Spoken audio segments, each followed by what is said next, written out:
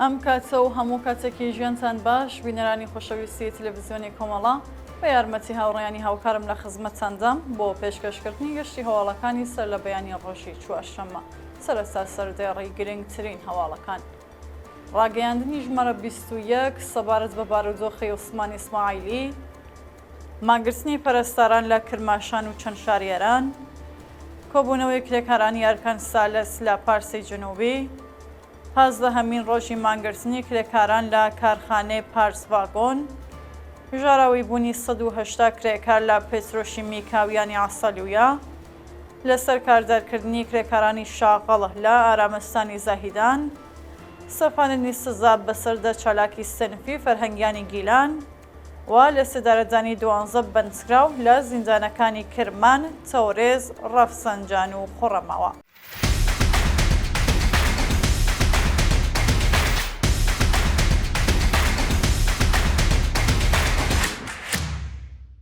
درێژە هەواڵەکان. ڕاگەیاندنی ژمارە 21 سەبارەت بە بارودۆخی عوسمانی ئیسماعیلی.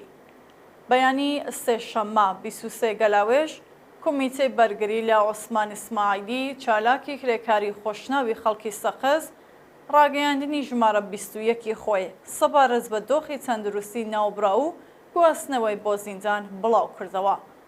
لەو بەیاننامەدا هاتووە بەیانی سێشەممە عوسمانی ئیسماعیلی لە ڕێگەی پەیوەندی تەلەفۆنی لەلایەن لەقی دوی دادگای ئیجرای ئەحکامی سەقز بە مەبەستی بەدواداچوون بۆ وەڵامی پزیشکی دادی سنەف بانکێشکرا. پاشەوەی ناوبرا و سەردانی دادگای کردووە قازی پەروەندەکە بۆ چالەکە کرێکاریە ڕاگەیاندووەکە پزیشکی دادی سنەف پشتڕاستی کردووەتەوەکە عوسمانی ئیسماعیلی توانایی هەیە ماوەی بەندکرانەکەی لە زینداندا تێپەڕ بکات. هەروە بۆنەوە عوسمانی ئیسماعیلی دەست بەسەر و ڕەوانەی زیندانی سەقز کراوە. گواستنەوەی ئەو چالاکە کرێکاریە لە حاڵێکدا ڕوویداوەکە ناوبرا و کێشەیە کە ناڵی نۆخایی هەیە و 4 مۆرەی بڕبڕی پشتی پێویستی بە نەشتەرگەری هەیە. پێشتر پزیشکان بە عوسمانی ئیسماعیلیان ڕاگەیاندبووکە ئەبێ ڕۆژی 30 گەلاوێژ سەرزانی نەخۆشخانەی فیروزگەر بکات.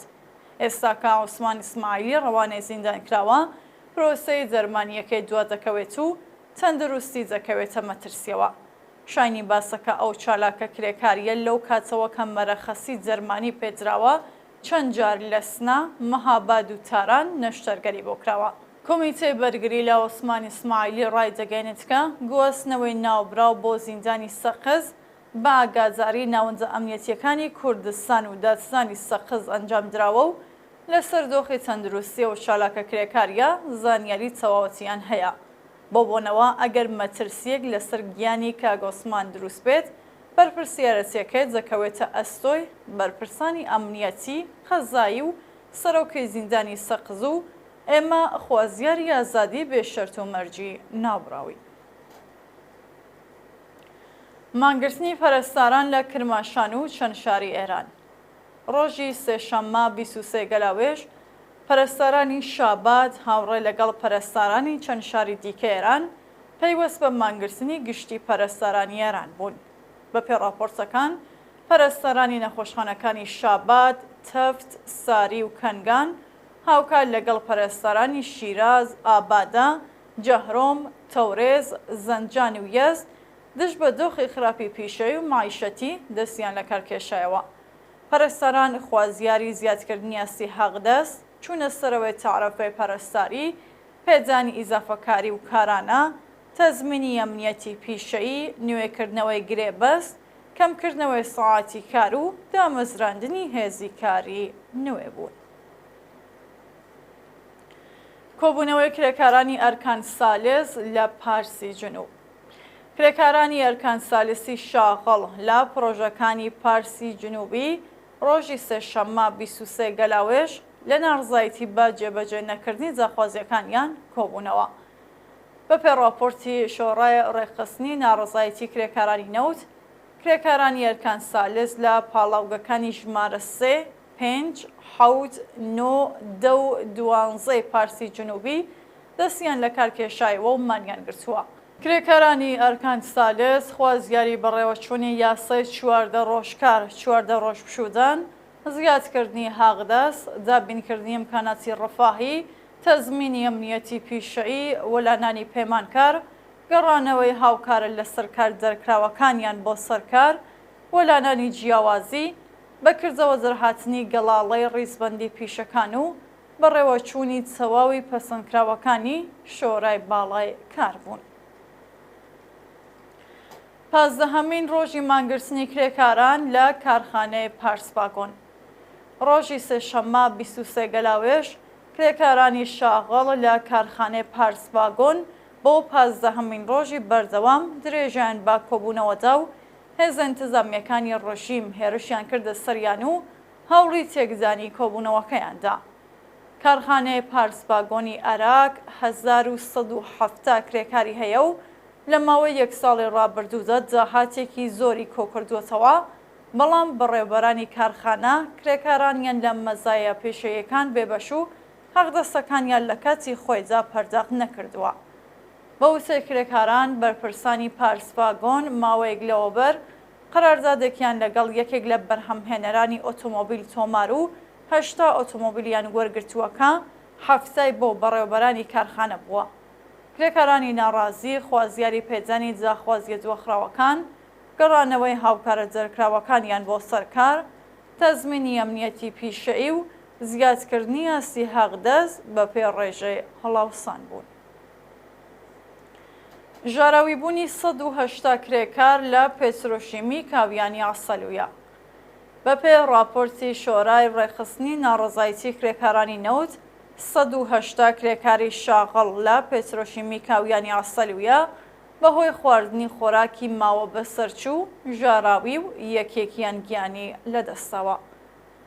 لە ڕۆژانی ڕابردوودا بەهۆی پێدانی خۆراکی ماوە بەسەرچوو بە کرێکارانی پێترۆشیمی کاویانی ئاسەلوویە 180 کرێکار ژاراوی بوون کە یەکێکیان گیانی لەدەستاوە و 10 کرێکاری دیکەش لە نەخۆشخانە بەستەری کراون. بە پێزانیاریەکان دۆخی تەندروستی کرێکارانی ژاراوی کراو جێگیر نییە و ناوەندە قەزایی و ئەمنیەتیەکانی ڕژیم هیچ بایەخێکیان بۆ ڕووداوە نەداوە. لە سەرکار دەرکردنی کرێکارانی شاغڵ لە ئارامستانی زاهیدان. ڕۆژی دووشەممە 22 گەلاوێژ کۆمەڵێک لە کرێکارانی شاغڵ لە ئارامستانی زاهیدان بەهۆی دەربڕینی ناڕزایەتی لە ئازنەجانی داخوازیەکانیان لە سەرکار دەرکراون.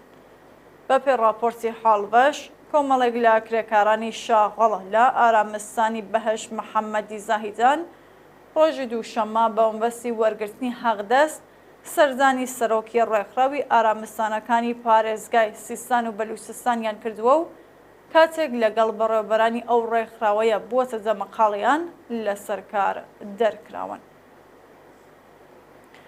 سەپاندنی سزا بەسەر 10 چالاکی سنفی فەرهەنگیانی گیلان.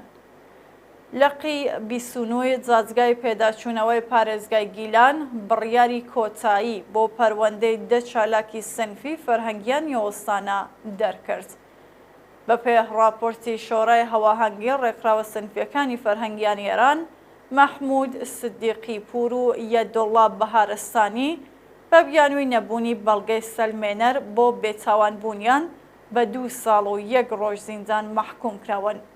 عزیز قاسمزادە، ئەنوش عادڵی، جەهانبەخش لاجەڤەردی، محەممەد جەواد حوجەتی، عەلی نەهالی، غوڵام ڕەزا ئەکبەرزادەی باغبان، تەهماس سۆهرابی و تەیموور باقری سەرجەم بە 3 ملیارد و 300 ملیۆن تمەن جەریمەی ماڵی سزادراون. تێکچوونی باری تەندروستی سارا جەهانی لە زیندانی ڕەشت. سارا جەهانی چالاکی بواری مافی ژنان و ڕاگیراو لە زیندانی ڕەشت بەهۆی بێبەریکردن لە دەرمان باری تەندروستی تێکچووە، بەڵام ڕەوانەیە نەخۆشخانە نەکراوە. بە پێزانیاریەکان سارا جەهانی تووشی لاوازبوونی ماسوولکە بووە و پاش لە دەستانی کۆنترۆڵی کۆتووە بە عەرزدا و سەری بە سەختی بریندار بووە. بە وتەی چالاکانی مافی مرۆڤ، بەرپرسانی زیندانی لاکانی ڕەشت ڕێگەیان نەجاوە ئەو بەندکراوە ڕەوانەیە نەخۆشخانە بکرێت و لە ڕێگەی بەهیارێکەوە برینەکانیان ساڕەش کردووە. لە سێدارەزانی 12 بەندکراو لە زیندانەکانی کرمان، تەورێز، ڕەفسەنجان و خوڕەمەوە. لە ڕۆژانی ڕابردوودا حکمی ئاعدامی 12 بەندکراوە لە زیندانەکانی کرمان، ڕەفسەنجان، تەورێز و خوڕەماوە بە تۆمەتەکانی پەیوەندیدار بە مادەی هۆشبەر و کوشتنی بانقەست جێبەجێ کراوە. بەپێ ڕاپۆرتەکان لە زیندانەکانی کرمان و ڕەفسەنجان 2 بەندکراو بە تۆمەتی پەیوەندی بە مادەی هۆشبەر ئاعدام کراون کە ناسناوی یەکێکیان بریتیە لە فەرەجۆڵا جەماڵزەهی. لە زیندانی تەورێز 4 بەندکراو و لە زیندانی خوڕەماوە 6 بەندکراو بە تۆمەتەکانی پەیوەندیدار بە مادەی هۆشبەر و کوشتنی بانقەز لە سێدارەدراون کە 2 کەسیان خەڵکی ئەفغانستان بوون و ناسناوی 6 کەسی دیکە بریتیە لە ڕەزا ئەنساری قشلاق، عەلی مهدیان، ناسر گەڕاوەند، میلاد هادیپور، شێرزاد ڕەشادەت و ئایەت بەیرانوەند. دووە هەواڵ خۆپیشاندانی خەڵکی بەلوچ لە پاکستان. ڕۆژی سێشەممە 23 مانگی گەلاوێژ هەزاران شارۆمەندی بەلوچی خەڵکی پاکستان دژ بە سەرکوتی سیستماتیکی بەلوچستان لەلایەن دەوڵەتەوە ڕێپێوانیان کرد. ئەو کاروانە ناڕزایەتیە کە لەلایەن دکتۆر ماهڕەنگ بەلوچەوە ڕێکخراوە پێشتر لە شاری ئیسلاماباد بۆ ئازادی بەندکراوانی سیاسی بەلوچ خۆپیشاندانیان کردبوو. ناڕازیان ئەمجارە لە بەندەری گوادرۆ بەرەو شاری تۆربەت بەڕێکۆت بوون و دژ بە دەوڵەت دروشمیان بەرز کردوێتەوە. تا بە ئێستا چەند جار ئەرتەشی پاکستان ڕێگەی با ڕێپێوانی ناڕازیانی بەلوچ گرتووە و لە کاتی تێکەڵشون لەگەڵ خۆپیشاندەراندا چەندین کەس کوژرا و بریندار بوون و بە سەدان کەس بێسەر و شوێن کراون. بینەرانی خۆشەویست هەواڵەکانتان پێشکەشکرا هەر شاد وەسفتە.